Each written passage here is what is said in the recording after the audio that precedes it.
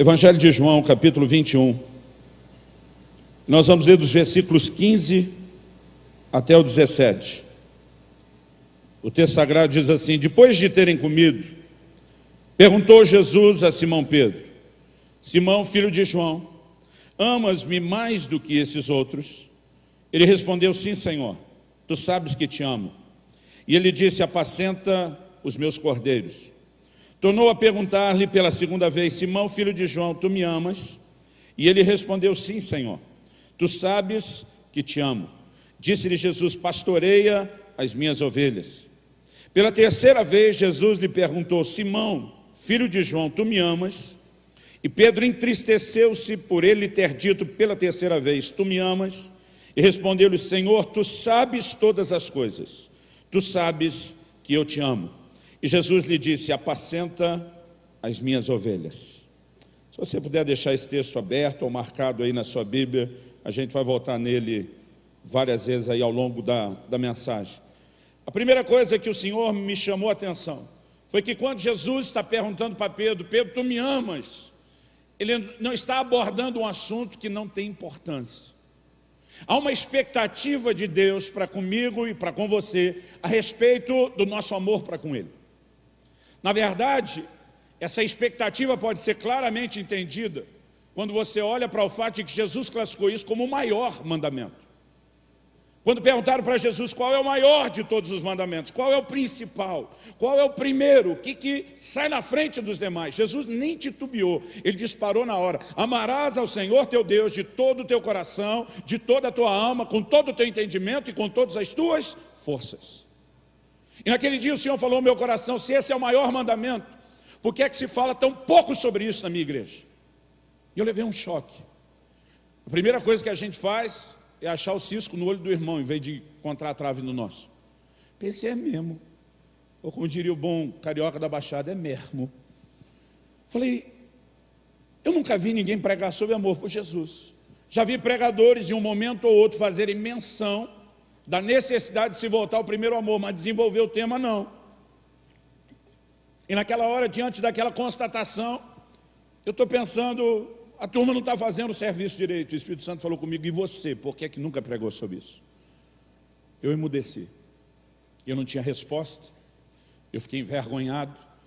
E naquele momento Deus começou a abrir os meus olhos.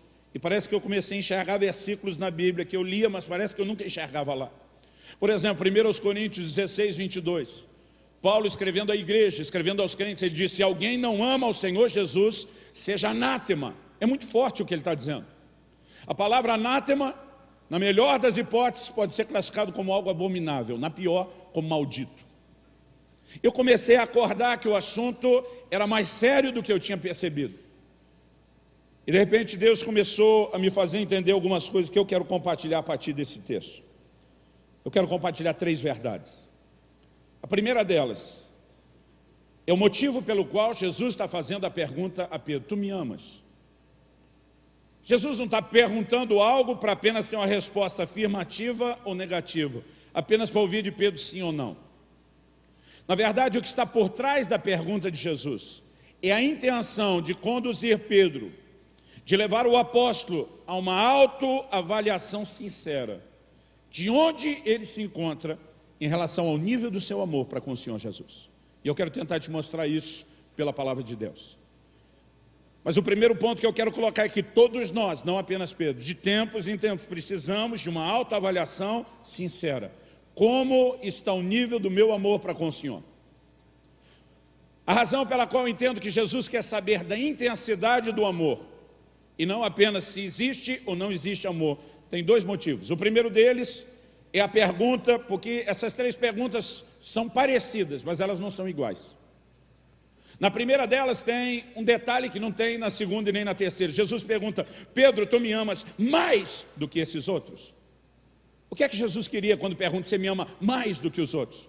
Será que ele estava tentando estabelecer algum tipo de competição ou campeonato de amor? The Love Contest, alguma coisa do gênero? Quem de vocês me ama mais? Não.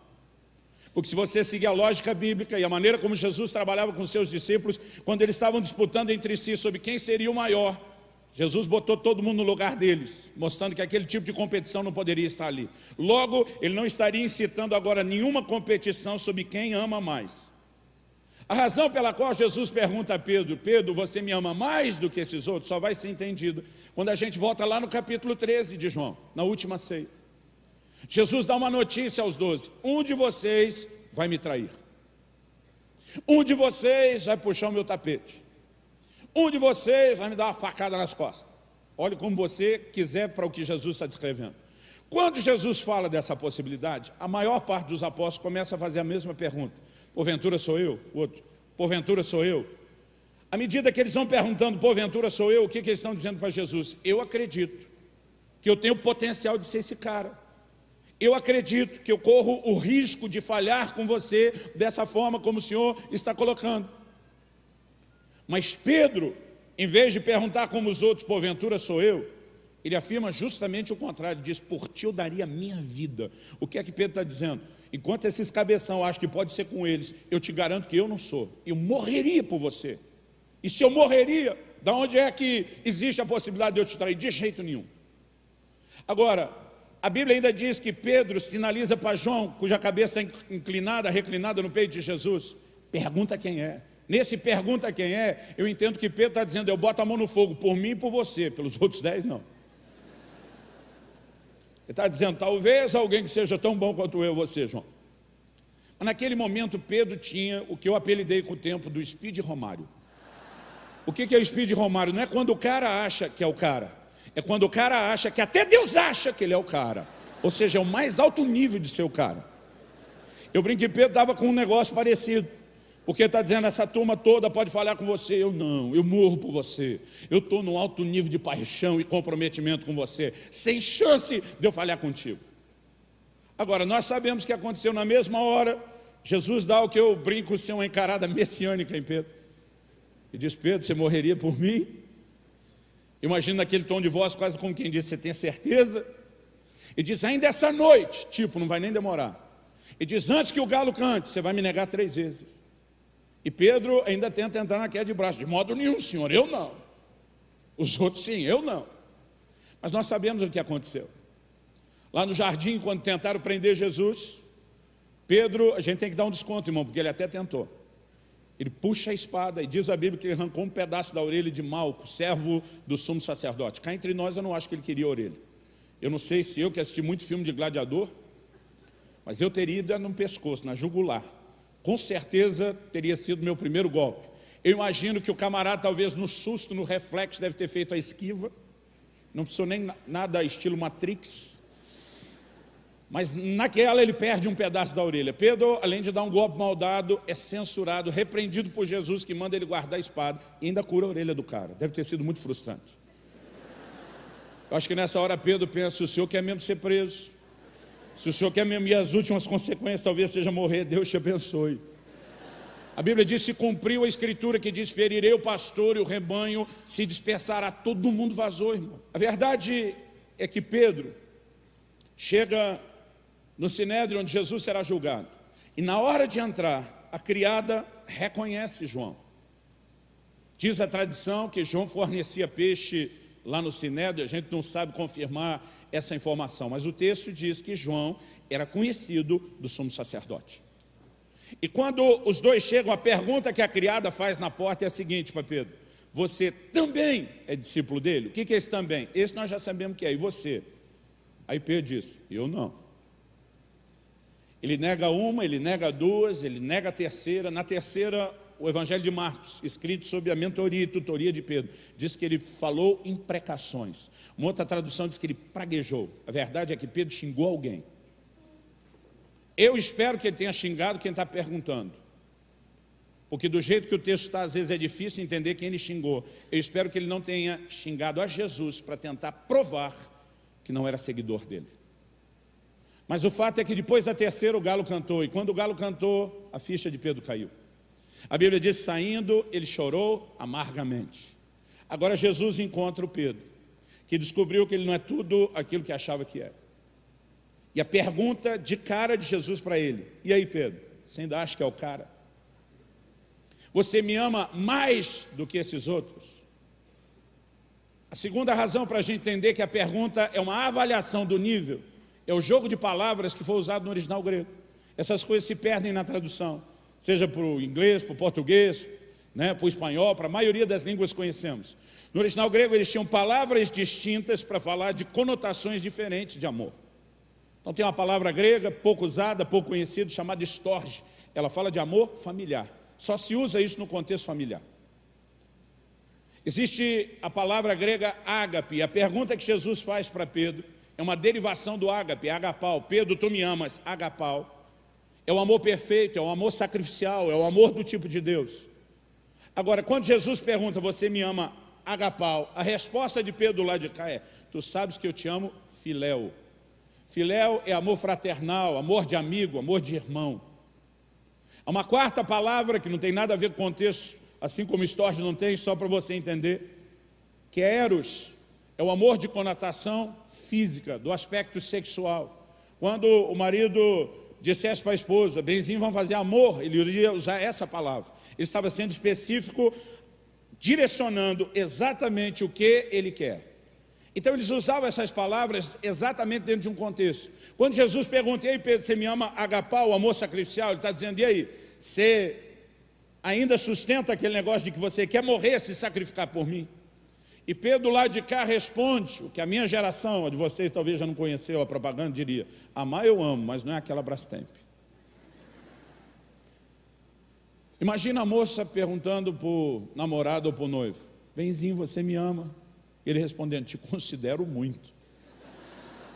Cara, nós sabemos a encrenca que esse cara se meteu. Não é nem o que ela está perguntando, nem o que ela quer ouvir. E muitas vezes nós precisamos descobrir que aquilo que a gente acha que tem não é aquilo que realmente a gente está pensando. E Deus não quer apenas desmascarar a gente no sentido de dizer, você está enganado, você está mentindo para você. A única razão para Deus mostrar que nós não estamos onde deveríamos estar é porque Ele quer nos ajudar a chegar lá.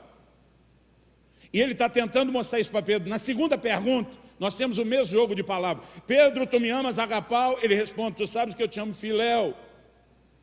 Mas na terceira pergunta nós temos algo diferente novamente. Na terceira, Jesus que não conseguiu trazer Pedro para o seu nível de amor que ele está discutindo, ele desce para o nível de Pedro. E a terceira pergunta é, tu me amas, filéu? Eu entendo que isso é aquela constatação final. É só isso mesmo que você tem para me dar? E o versículo 17, João 21, diz que Pedro se entristeceu pela terceira pergunta. O que tem diferente na terceira que leva Pedro a se entristecer? Olha a declaração dele, ele diz, tu sabes todas as coisas. O que ele quer dizer com isso, tu sabes todas as coisas? Lá atrás eu achava que era o cara, e o Senhor já sabia que eu ia dar a mancada que eu dei. Não adianta eu tentar te prometer agora que eu tenho o agapau, que eu morro pelo Senhor, porque eu descobri que eu não tenho nada disso. Eu vou ser honesto e sincero com você, porque o negócio está no nível do filéu. Eu não tenho nada mais do que isso. Gosto muito de você, te considero muito, mas acho que não morreria por você hoje. E nesse momento, querido, Pedro está de fato numa crise enorme, mas ele precisa enxergar. E aquele dia, eu não consigo te explicar o que aconteceu enquanto eu estou prostrado ali no chão da sala de casa, chorando, Deus falando ao meu coração. Eu enxerguei meu próprio coração como nunca antes. Foi como se Deus trouxesse aquilo à tona, e eu descobri que eu também não amava tudo aquilo que eu achava que amava. Eu descobri que eu também estava no filéu, e era um filéuzinho de nada. E obviamente, com aquela constatação, aquilo foi um soco na boca do estômago. Eu chorei feito criança. Eu me acabei diante de Deus, enxergando a realidade de que eu não amava, nem o suficiente, nem aquilo que eu achava que amava. Eu confesso que até meio deprimido nesse primeiro ponto da mensagem. O que me levantou foi a segunda coisa que Deus falou comigo e eu quero compartilhar com você agora. É que a única razão pela qual Ele mostra que nós não estamos onde achamos que estamos de fato. A única razão pela qual Ele quer mostrar isso, você está equivocado, você está achando que ama mais do que ama. E às vezes não é só achar que ama mais do que ama. Às vezes nós decaímos no amor para com Ele. Esse é o protesto do Senhor ao anjo da igreja de Éfeso. Quando Ele diz, ei, lembra-te de onde caíste, arrepende-te e volta à prática das primeiras obras. Todo dia um irmão falou para mim, pastor, ora por mim. Falei, por quê? Ele falou, estou em crise. Falei, qual é a crise? Ele falou, perdi o primeiro amor. Falei, não, então você não está em crise, você está em pecado. São duas coisas completamente diferentes. E ele me olhou assustado, como assim? Eu falei, lá no livro do Apocalipse, quando ele diz, lembra de onde caíste, ele chama isso de uma queda. Mas não é só uma queda de nível, ele diz, arrepende-te. Quando ele diz arrepende, ele está dizendo que você está em pecado. Por quê? Se o maior mandamento é amá-lo, e não apenas amá-lo, mas amá-lo com o que eu classifico de amor total, de todo o coração, com toda a alma, com todo o entendimento, com todas as suas, mesmo que você o ame com algo menos do que o amor total, você já não está funcionando dentro do primeiro mandamento. Falei, perder o amor não é uma crise, é pecado. Mas graças a Deus tem conserto. Deus diz, lembra de onde caíste e volta à prática das primeiras obras. Quando nós constatamos ou que não estamos naquele lugar que deveríamos estar porque fantasiamos ou porque perdemos a paixão, graças a Deus existe um caminho de conserto. E o que Jesus vai mostrar para Pedro a partir de então é que o amor pode crescer. Mesmo que o meu e o seu amor, mesmo que o nível da nossa paixão não esteja onde Deus espera que esteja, ele na verdade pode crescer. Aonde eu enxergo isso? Volta comigo em João 21 e olha comigo os versículos 18 e 19. João 21, 18 e 19. Jesus diz, em verdade te digo, que quando eras mais moço, tu te cingias a ti mesmo, andavas por onde querias. Quando, porém, fores velho, estenderás as mãos, outro te cingirá e te levará para onde não queres. Durante muito tempo, lendo esse versículo 18, eu às vezes botava nas minhas bíblias de estudo um ponto de interrogação do lado, para lembrar, não entendi nada disso, preciso voltar a dar atenção e tentar entender esse mistério. Mas a resposta no versículo 19, disse isso, para significar com que gênero de morte Pedro havia de glorificar a Deus. Olha para cá um instante, Jesus disse o quê? Estenderás as mãos. Do que é que Jesus estava falando? Morte por crucificação. Eu, quando menino, lendo a Bíblia, achava que só Jesus e os dois ladrões tinham sido crucificados. Demorou para eu entender os relatos da história de que incontáveis milhares de pessoas foram executadas pelo Império Romano, que essa era uma das formas de execução mais comum naqueles dias. Agora, o que é que Jesus está tentando comunicar para Pedro? Quando ele diz, Pedro, você vai morrer por mim. Eu entendo que Jesus está dizendo, Pedro, você vai ter uma segunda chance. Na primeira, lá no jardim, quando você viu a possibilidade de ser preso, a possibilidade da consequência, você correu porque não tinha amor suficiente para isso. Mas Jesus está olhando e dizendo, quando você era mais moço, e eu creio que isso não fale só de idade cronológica, eu creio que fala de maturidade também. Ele diz, quando você era mais moço, você ia onde queria, você mandava no nariz, você se governava. Pedro, deixa eu te dizer uma coisa, quando você for mais velho, e aqui também não é só idade cronológica, mas é maturidade, ele diz, você será levado para onde você não quer. Você vai viver uma liderança que modifica a sua carne, você vai ser conduzido pelo Espírito de Deus, pelos princípios de Deus. Em outras palavras, Jesus está dizendo, você pode não ter sido encontrado pronto naquela primeira oportunidade, mas quando chegar a segunda lá na frente, deixa eu te dizer uma coisa, Pedro, dessa vez você não vai correr, dessa vez você não vai fugir, dessa vez você não vai me negar. E diz a tradição que Pedro não apenas foi crucificado, mas quando chegou o momento de morrer, ele teria dito, não sou digno de morrer como meu Senhor, e pediu que o crucificassem de cabeça para baixo. E a boa notícia, querido, é que Deus não está olhando apenas o meu passado, o seu passado, onde nós erramos. Ele não está olhando apenas o nosso presente, onde ele vai encontrar limitações e impotências. Ele tem a capacidade de enxergar lá na frente. Alguém disse com muita propriedade, Deus não nos chamou em função daquilo que nós somos hoje, mas daquilo que nós viremos a ser nas suas mãos. Deus está enxergando o seu potencial de crescimento, o seu avanço. E deixa eu te dizer, se tem alguém que acredita em você, Deus, mais do que sua mãe. Que mãe é mãe? Fala sério. Algo que eu comecei a entender nesse dia foi aquela declaração do profeta Isaías. Ele não esmagará a cana quebrada e nem apagará o pavio que fumerga. Aliás, o entendimento daquele versículo para mim era recente. Sabe o que Deus está dizendo? Não importa o que foi que te atropelou, que passou por cima de você, que te colocou no chão, eu não vou roubar de você a esperança de se reerguer, eu não vou tirar de você a esperança de se levantar novamente. Ou seja, o propósito de Jesus, querido, não é encher Pedro de culpa, de condenação. O propósito dele é inspirar Pedro. Você não está onde deveria, mas eu acredito que você vai chegar lá. E eu espero que você saia daqui essa manhã com o testemunho do Espírito Santo dentro de você, não com a voz mentirosa do diabo no seu ouvido, dizendo que você nunca vai ser um crente que presta, você nunca vai ser dedicado ou devoto o suficiente. Mas eu quero que você entenda que Deus está olhando para mim e para você, dizendo: eu acredito que vocês podem chegar lá. E a única razão pela qual Ele quer mostrar que talvez a gente esteja se enganando, ou que a gente descuidou e baixou de nível, é para que a gente retome a pegada, para perseguir esse alvo que é o maior mandamento: amá-lo com tudo que é em nós, amá-lo com amor total, amá-lo de todo o coração, com toda a alma, com todo o entendimento e com todas as nossas forças.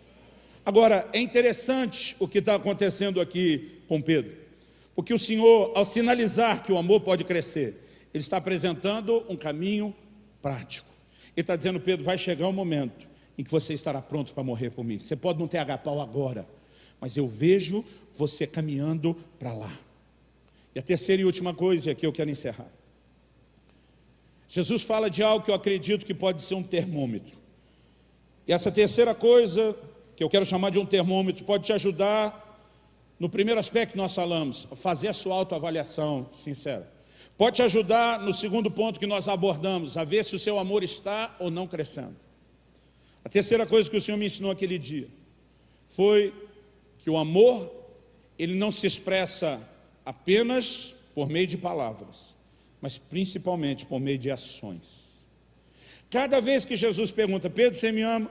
E Pedro está do outro lado: amar eu amo, mas não é aquela Brastemp, não é isso tudo. Ainda assim Jesus diz, em cada uma das 3 vezes: apacenta as minhas ovelhas.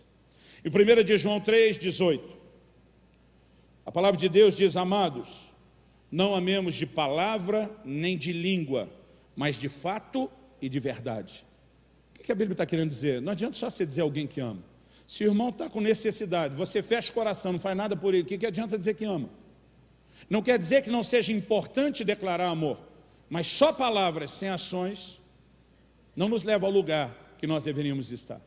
E nós somos parte de uma geração, querido, que pelo menos avançou em relação à anterior. A geração passada não tinha canções sobre amor, sobre paixão para com Deus nos cultos. Nós ainda temos isso de uma forma como muita gente lá atrás não teve. Mas o que a nossa geração precisa não é apenas falar que ama, não é apenas cantar que ama. Nós precisamos entender que Ele espera de nós ações. Ele está dizendo: Pedro, você me ama? Sim, então apacenta as minhas ovelhas. Sabe o que Ele está dizendo? Sua maior declaração de amor para mim não precisa ser verbal. Pedro, se você quer demonstrar o seu amor para mim, não demonstre falando, porque falar é fácil, você viu na última ceia. Eu quero que você demonstre isso fazendo. Eu quero que você demonstre isso trabalhando. Então, Pedro, se você me ama, ame aqueles que eu amo. Se você se importa comigo, demonstre isso para com aqueles por quem eu estou dando e entregando a minha vida. Em outras palavras, está dizendo: Pedro, eu não quero você só falando ou cantando, eu quero você trabalhando. E é o que eu tenho entendido, querido, é que quem ama, trabalha. E me perdoe, querido, a honestidade, a sinceridade, a intensidade do que eu vou dizer. Comparando as gerações, não estou assim tão velho, mas já cruzei a linha dos 40. Mas estou nesse negócio do reino de Deus, enfiado nisso desde criancinha. Comparando as gerações anteriores e atual, nós percebemos que muita coisa boa que a gente não tinha, nós encontramos hoje. Mas muita coisa boa que a gente viveu, estão sendo jogadas fora hoje em dia. E uma delas é a disposição do trabalho. Nós temos uma geração que está caminhando cada vez mais para ser classificado como uma geração vagabunda, que não quer trabalhar para Deus. É uma geração regida por uma mentalidade de consumo. O camarada vem, e ele vem para a igreja, ele vem para o culto para exigir um alto nível de prestação de serviço para ele, mas com a mínima disposição de se envolver e fazer qualquer coisa para o outro. Pessoa chega na igreja hoje, se tem filhos, ele já vai olhar o ministério infantil para ver se é de alto nível. E se não for, ele vai para a concorrência. Ele diz: vou achar outro lugar que dê isso. Mas se você chamar a mesma pessoa e dizer: será que você pode nos ajudar a cuidar melhor dos seus filhos? Não, estou aqui para ser servido. As coisas estão mudando. E nós temos que ter cuidado e tomar muito cuidado com isso. Um dia, no final de um culto, uma criatura falou para mim: não gostei da música cantaram hoje. Falei: por acaso foi para você que nós cantamos? Não é verdade, querido, agora não é mais para Deus a adoração. É para as pessoas, a gente tem que cantar para que elas gostem, para que elas sintam bem. Nós não percebemos, mas nós estamos nos tornando uma geração de consumo. Isso tem que mudar. Agora, algo que eu entendi, quem ama, trabalha. Querido, você quer demonstrar paixão, e isso talvez seja o termômetro para descobrir onde você está. A sua disposição de trabalho e serviço no reino de Deus. Isso talvez seja o termômetro para descobrir se você está ou não crescendo. E quando eu falo de trabalho, querido, não estou falando só daquilo que é feito dentro das paredes da igreja, e aparece a sua disposição de servir as pessoas dia após dia. Irmão, eu era ainda adolescente, eu comecei a ouvir palavras proféticas. Pensa numa turma que não sabe guardar segredos, são tal dos profetas. É uma verdade, os caras me falavam quase tudo que eu estou vivendo hoje em Deus. Aí chegavam os caras para mim, um adolescente, irmão, cresceu, a gente para ser mais polido, diz, numa família muito simples, para evitar a palavra pobre. Aí vinha os caras botar a mão na minha cabeça, vai chegar o dia em que você vai estar cruzando os céus dessa nação, de avião, de um lado para o outro, o tempo todo, daqui para lá, de lá para cá. Eu tinha vontade de rir, nunca mais falei mal de Sara, irmão. Tem coisa que é engraçada mesmo. Você fica com vontade de rir, diz, esses caras são malucos. É cada uma. Por quê? Eu nunca tinha andado de avião, imaginava se um dia andar de teco-teco, daqueles balão inflável. E o cara vem falar, irmão, se ele profetizasse que um dia ia voar, na época já era muito. Uma voadinha já era muito. O cara está falando de ficar indo e voltando. E eu pensando não só nos preços de passagem da época, mas na minha limitação financeira da época, eu pensava, é nunca que vai acontecer. Mas eu lembro, primeira vez que eu voei, e a gente é besta demais, irmão, me senti até mais importante, porque eu estava andando de avião. Eu acho que a nova geração lida com isso de uma forma diferente. Para a anterior, essa disparidade era muito grande. E você descobre o cara que é a primeira vez rapidinho, irmão. Eu tirei foto até do bagageiro, em tudo. Era um negócio, eu ficava assim impressionado com aquilo. E o aeroporto, irmão, a primeira vez que eu fui lá para o aeroporto, ficava olhando, é bem mais limpinho que a rodoviária. Você fica impressionado. É verdade que ele tem coisas que fascinam às vezes a gente com a ideia besta de um certo glamour. Eu lembro a primeira vez que eu fiquei hospedado num hotel. Foi logo na Barra da Tijuca, no Rio de Janeiro. Eu brinquei, a Barra da Tijuca não era essa barra toda que é hoje, mas já era uma barra de respeito. Agora eu entro num hotel, olhei o chuveiro, aquilo parecia uma espaçonave, um negócio enorme. Quando eu liguei, vi que era aquela ducha. Irmão, eu entrei. Eu tomei um banho de 1 hora. 1 hora marcado no relógio. E eu só parei, porque eu estava muito cansado, não aguentava. Fui no banheiro, fui no quarto, peguei uma banqueta plástica, voltei, mais 1 hora sentado. 2 horas de banho, porque eu falei, isso é um chuveiro de verdade. A cama, irmão, eu sou da época que se dormia em cama de mola, colchão de mola. E o meu colchão tinha uma mola meia torta, que dependendo do jeito que você virava, ele te desvirava. Agora achei um desses boxes americanos, que hoje virou comum, na época a gente quase não via nem no filme. Irmão, o chuveiro já era assim um pai, parece que te envolvia, mas a cama era uma mãe. Aquilo me pegou no colo. Primeira noite que eu dormi já me corrompi, irmão. Não fui na reunião no culto da manhã, falei, vou dormir mais. O café da manhã foi café da manhã, almoço e janta. Primeiro, eu nunca tinha visto tanta comida na vida. Segundo, e uma hora que ia sair, isso não tinha dinheiro nem para um cachorro quente. Porque eu ganhei, a gente foi num evento, irmão, sem grana. Eu e um colega, nós pagamos o ônibus, a gente dorme a primeira noite no ônibus da ida, a segunda nós dormimos na rodoviária, a terceira a gente volta a dormir no ônibus e pega o evento. E comida, a gente jejua, porque vamos buscar Deus. O primeiro dia nós demos uma olhada na rodoviária, alguém falou, vocês têm certeza que vão ficar aí? Deu um certo receio, nós começamos a orar e disse, Jesus, por você a gente faz qualquer coisa, mas se o Senhor tiver uma coisa melhor do que a rodoviária. A hora que eu entro no evento, encontrei um cara conhecido assim, de ver de longe. Chegou para mim e falou, onde vocês estão hospedados? Eu e o outro morrendo de vergonha. Eu disse, não decidimos ainda. Ele falou, cara, achamos um hotel legal, assim, lá na Barra, tal. Eu falei, tá meio longe, hein? O evento era em outro lugar. Não, mas o negócio é bom, apesar do hotel ser bom, nós conseguimos um desconto, tal. Estou tentando companhia, porque eu não sei ficar andando aqui no Rio sozinho. Eu falei, irmão, desculpa aí, é muito longe. Ele falou, vamos fazer uma coisa, vou dar um incentivo. Se vocês for para lá, eu banco a diária.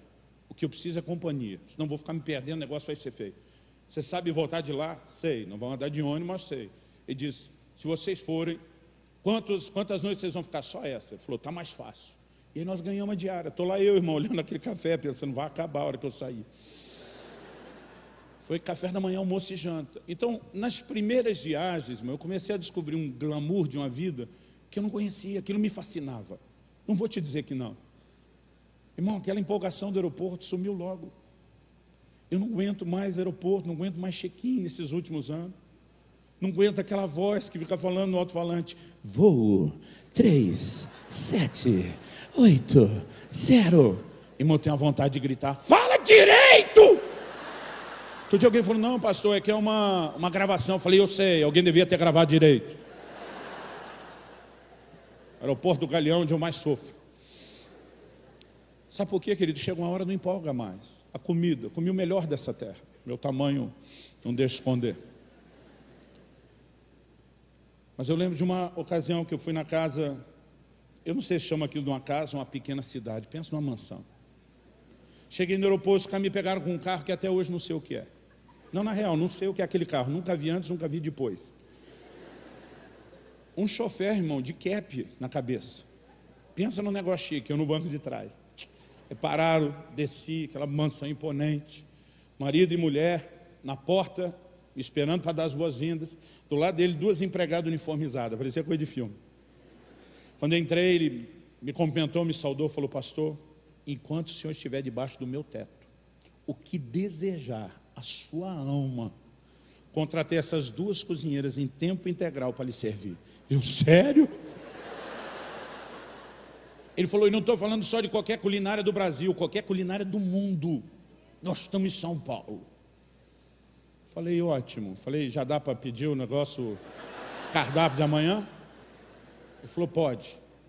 Eu lembro que eu olhei para o empregado e falei, a senhora vai guardar de cabeça ou vai anotar? Irmão, a empregada era tão fina que eu fiquei com vergonha de mim mesmo. Pode falar assim, ó. Falei, para o almoço de amanhã eu quero, anota aí então. Arroz, feijão. Ela já foi levantando a sobrancelha. Falei, e ovo? Falei, ovo, ela regalou os olhos. O dono da casa falou, o senhor não está entendendo. Eu falei, não, quem não está entendendo é você. O senhor não falou antes o que desejar a sua alma? Sim, falei, o que minha alma está desejando. Se o senhor queria fazer a média, já fez, estou impressionado com esse negócio todo aqui. Mas deixa eu dizer uma coisa para o senhor, eu cresci comendo arroz, feijão e ovo. A mulher olhou assim e falou, ovo, falei, zoião instalado na frigideira. Eu acho que ela pensou, para que esse cara gastou dinheiro para trazer as cozinheiras de alto nível? Eu falei, eu cresci comendo arroz, feijão e ovo, estou com saudade disso, não aguento mais comer as frescuras que me dão em todo lugar. Eu preciso de arroz, feijão e ovo. Ela falou, mas só isso. Eu falei, bota uma rúcula. Na hora que eu falei isso, querido, eu mesmo pensei, acabou o encanto. Porque, irmão, pensa no encanto que durou. Foi a tal da comida diferente. Eu comi do melhor dessa. Qualquer outra motivação, em algum momento vai terminar. A única que vai sobreviver é se nós fazemos ou não por amor. A hora que eu vou pegar o carro, seja para pegar a estrada ou ir para o aeroporto, tem hora que eu tenho vontade de chorar. O coração aperta, tem hora que passa na cabeça, vou desistir desse negócio. Mas a única coisa que me faz continuar é quando eu lembro quem me chamou. É quando eu lembro para quem eu estou fazendo isso. Então, irmão, dá para arrancar, da fraqueza dá para arrancar força, como diz o livro de Hebreus. Porque o tempo todo, cada vez que eu procuro servi-lo, eu estou dizendo, além das minhas declarações verbais, eu quero canalizar toda a minha paixão, estabelecendo o seu reino na terra. Irmão, me ouça com atenção, Deus quer levar a igreja a um novo nível de conquista.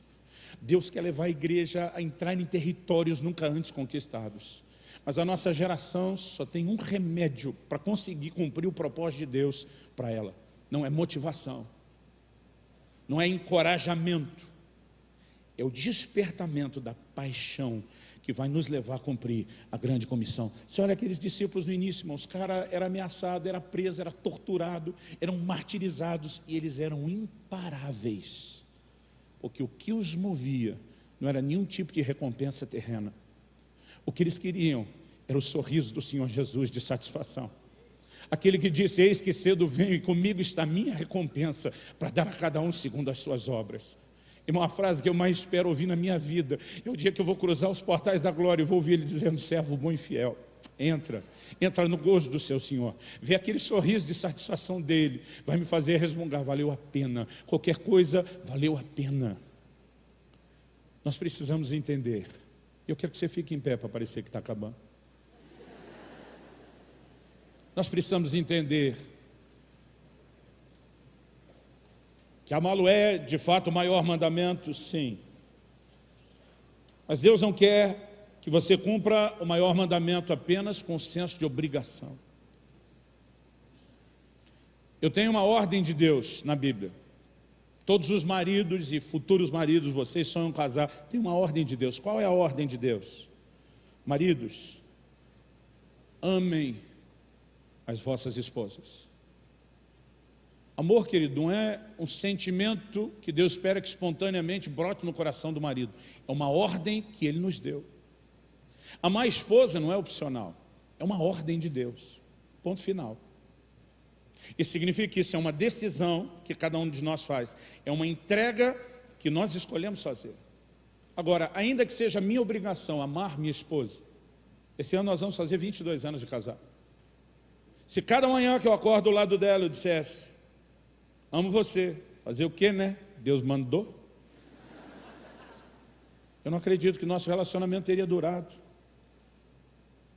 Porque não existe nada de especial em alguém que diz, eu te amo, mas só porque eu sou obrigado. Embora é uma ordem, mas a beleza, querido, é quando a gente consegue cumprir o mandamento com senso de prazer. Uma frase que eu gosto de vez em quando de falar para minha esposa é, eu amo você e eu amo amar você. Porque quando você está ali, querido, fazendo só por obrigação, você não está preenchendo o coração de alguém do outro lado. Eu entendo que Deus também não quer apenas que você saia daqui dizendo, fazer o quê, né? Tem que amar, vamos dar uma melhorada nisso. Porque Ele quer conquistar profundamente o meu e o seu coração. Onde a entrega e a resposta seja irresistível. A entrega, ela é diante de uma proposta irresistível dEle. Agora, sabe, eu acredito que nenhum de nós acorda uma manhã planejando sabotar o nosso amor ou o nosso relacionamento com Deus. Nenhum de nós acorda pensando, o que eu posso fazer hoje para ferir o coração de Deus? Vou amá-lo menos, vou pecar, vou diminuir a devoção. A gente não faz isso. Normalmente essas coisas acontecem porque nós nos distraímos. Eu amo minha família, eu amo minha mulher, meus filhos. Eu digo para eles, eu levaria uma bala por vocês, eu morreria por vocês. Mas mesmo amando eles, da forma como amo, muitas vezes eu falhei com eles. Eu esqueci algo que era importante para eles. Eu falei com eles da forma como não devia ter feito. Mas não porque eu acordei de manhã pensando o que eu posso fazer para ferir quem eu amo. Normalmente essas coisas acontecem por distração. Eu creio que você precisa avaliar não só onde você está em relação ao seu amor para com Deus. Você precisa entender que o propósito de Deus de te levar a essa avaliação é para que você persiga o alvo, que é amá-lo de todo o coração.